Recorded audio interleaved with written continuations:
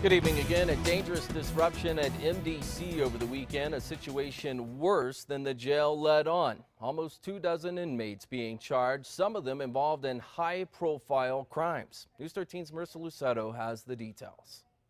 We spoke to the union rep for the corrections officers who say they fear MDC is downplaying the seriousness of what happened here that day.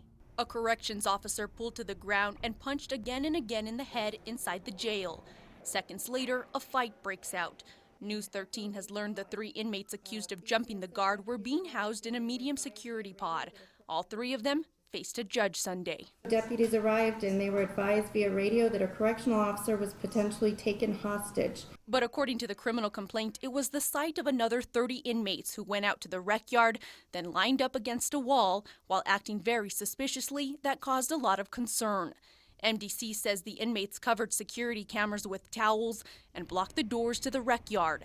News 13 has learned some of those men involved have a violent past, including 47-year-old Marcel Bland, who deputies say held his girlfriend hostage while he tortured another man in his South Valley home. Then there's Luis Delgado, the second suspect arrested for murder at a party that was sparked by a fight over beer pong.